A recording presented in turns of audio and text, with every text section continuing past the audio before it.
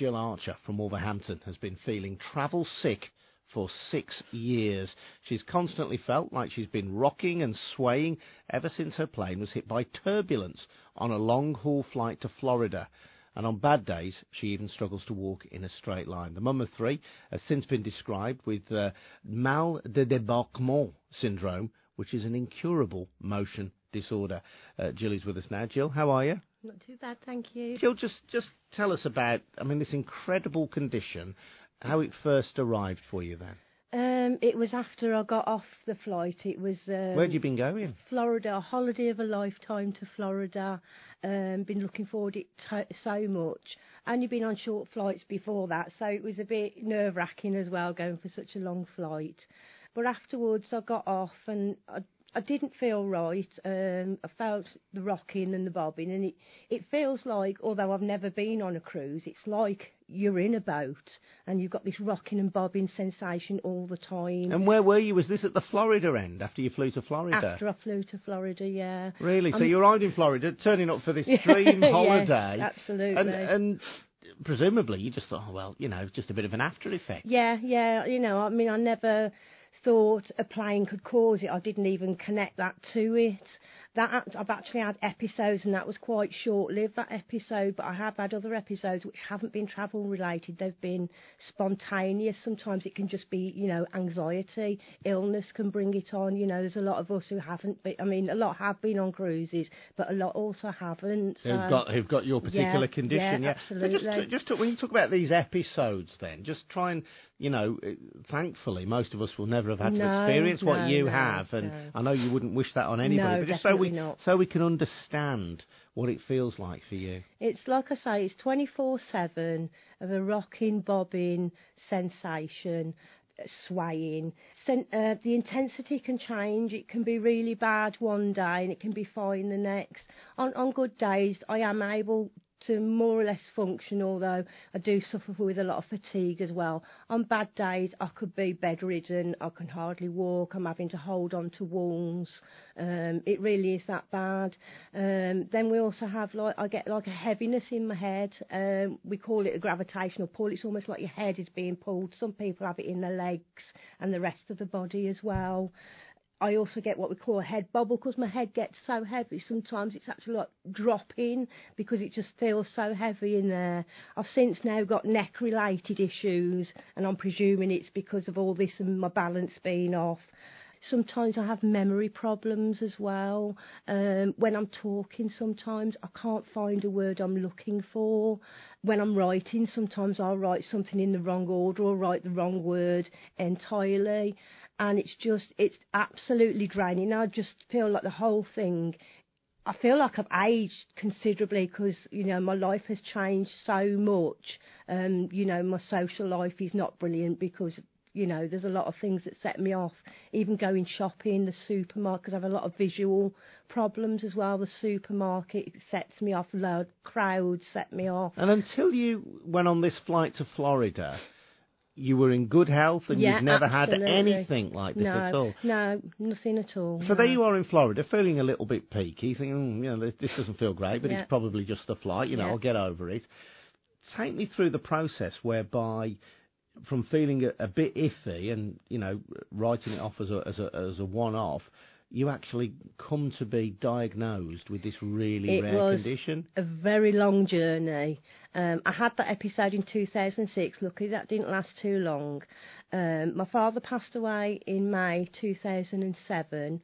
Shortly after that, I got it back again. That episode lasted about 4 months. I did go to the doctor and they just give me medication that treats just general vertigo. It did nothing. I've tried several. Some of them even made me worse.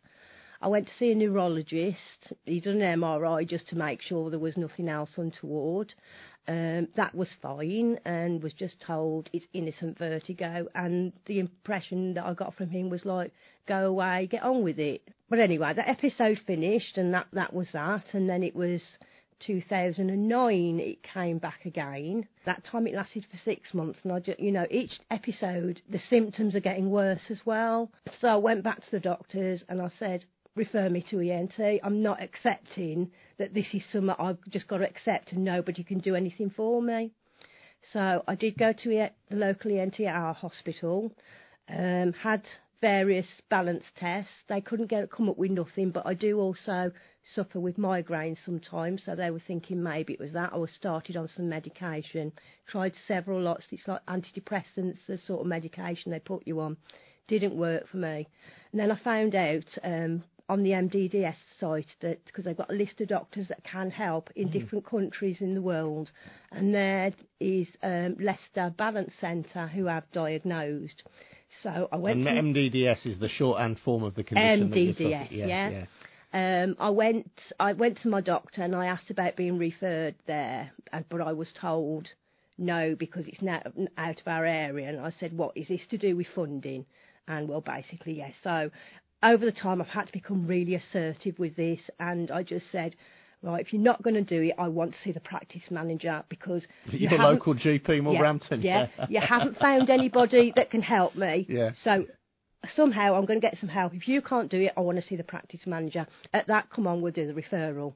So off I go to Leicester, have some more tests, and then got my diagnosis. Now, as I say, we're chatting to Gill Archer from Wolverhampton. Gill has been feeling sort of travel sick, really, for 6 years, and we just got to the point in her story where she had been officially diagnosed with MdDS, Mal de Débarquement Syndrome, which was something that kicked off after she flew off to Florida on what she hoped would be a dream holiday, and as the cliche would have it, the dream turned out to be a little bit of a nightmare. So, had you ever heard of MdDS before, No, Jill? I'd never heard of it.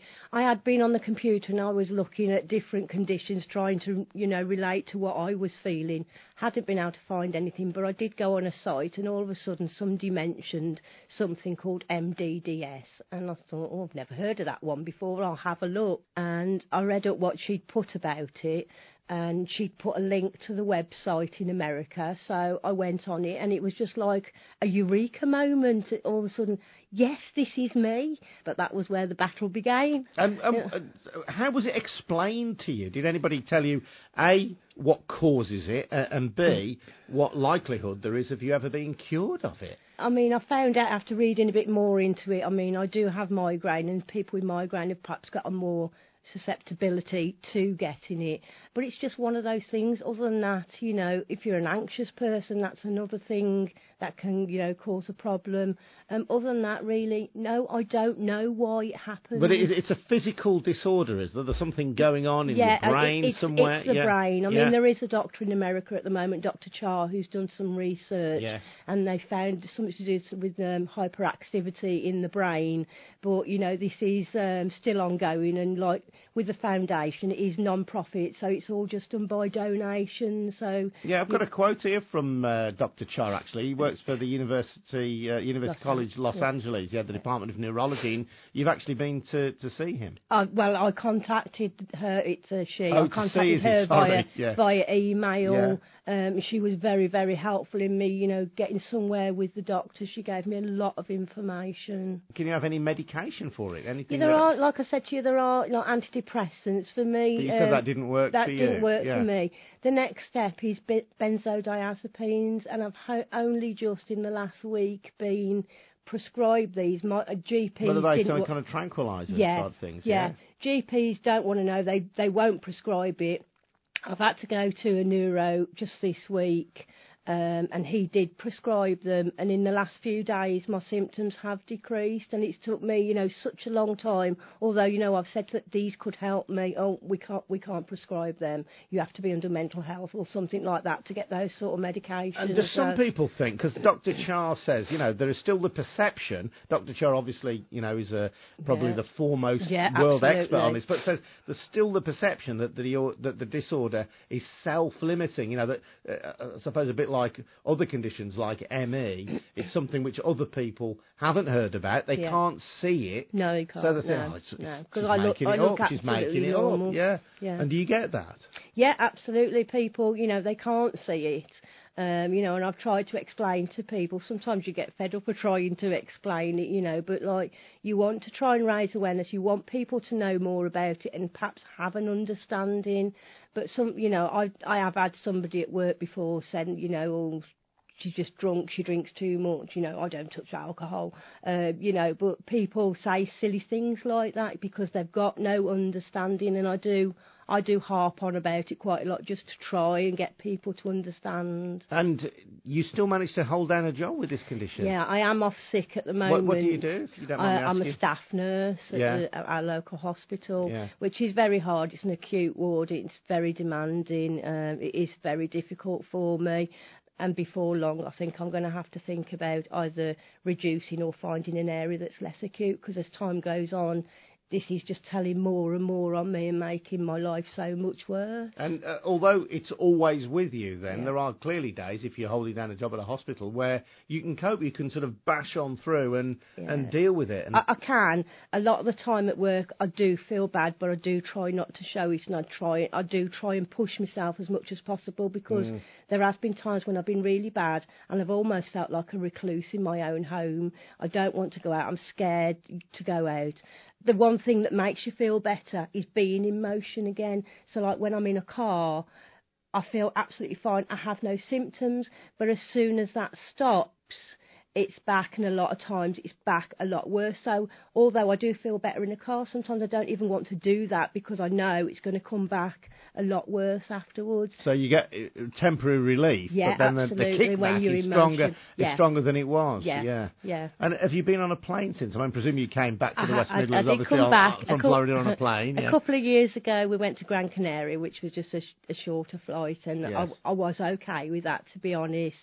This episode has lasted now over 2 years, and it's really been quite bad. And at the moment, in these last 2 years, I haven't been anywhere because I do have the fear. How much worse can it get? And really, I suppose the value of being on the show today is to just make people aware of this condition. Absolutely. Do you know how common it is? How many people suffer it around the world? I really don't know. I mean, they call it rare. I don't know if there are a lot more people out there that just don't know about it. And, you know, the fights I've had with doctors, maybe they're getting the same and they're accepting what their doctors say. You know, all I can say to people, if you're not getting the answers, then, you know, keep pushing, keep looking, you know, look for answers. You know, maybe you might have this, I don't know, but, you know, you have to push for an answer. Don't just accept there's nothing I can do, get on with it, it's not good enough. No, well listen, it's really good to see you, and thank you for at least helping to make people aware of the condition, which I know is a very difficult one for you, Gill, as we've heard, but thank you, I really appreciate that. Can I just give the website address out for people?